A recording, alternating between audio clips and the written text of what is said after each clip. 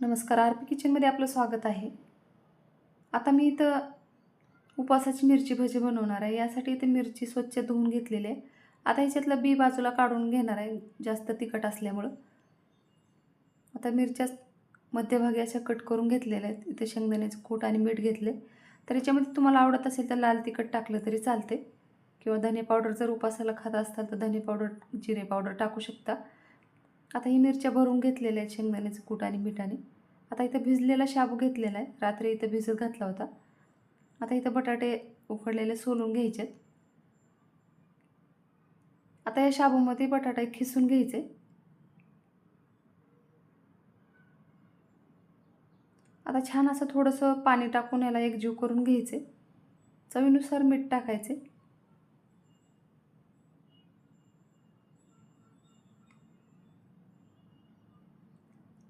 आता थोडंसं पाणी घालून याला मिक्स करून घ्यायचे. आता ह्याच्यात शेंगदाण्याचं कूट 1 चमचा टाकलेला आहे. आता थोडं पाणी टाकून मिक्स करून घ्यायचे. जास्त पातळ बनवायचं नाही, थोडंसं सैलसर.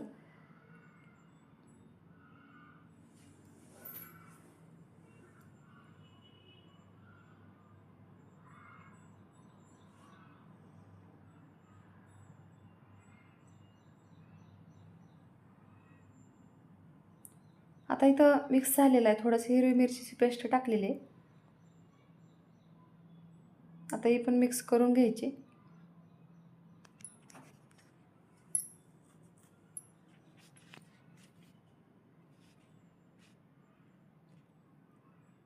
आता इथं हातावर अशा पद्धतीनं ही मिक्स केलेलं बॅटर घ्यायचे आणि अशा पद्धतीनं मिरची ह्याच्यामध्ये ठेवून असं झाकून घ्यायचे आणि छान असं मिरची भज्याचा आकार द्यायचा आहे. अशा पद्धतीनं आता सर्व मिरच्या याच पद्धतीनं मी बनवून घेणार आहे. तुम्ही या मिरच्या भगरीच्या पिठात आणखीन छान बुडवून तळू शकता, आणखीन छान लागते.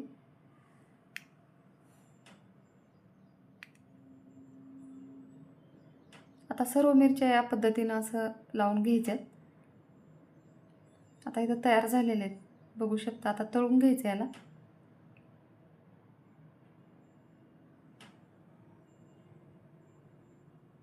आता गॅसवर कढई ठेवायची.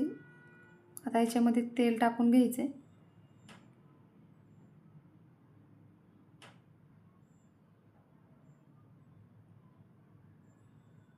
आता तेल छान गरम झाल्यावरच ह्याच्यामध्ये मिरची तळून घ्यायची.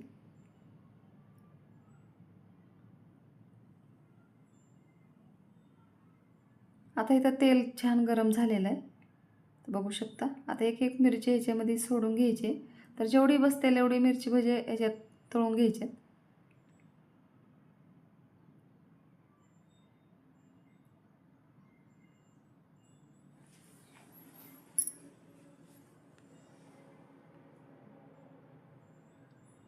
आता खालचा भाग थोडासा तळत आलेला आहे आणि जास्त तळल्यावर त्याला पलटून घ्यायचे, कारण आणखीन थोडं कच्चा आहे खालचा भाग.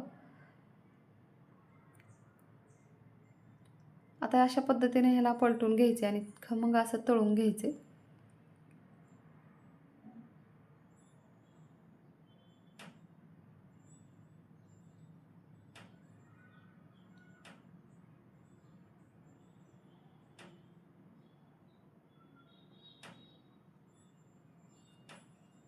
आता इथे मिरची भजी तळून झालेले आहेत, बघू शकता. एका प्लेटमध्ये काढून घ्यायचे.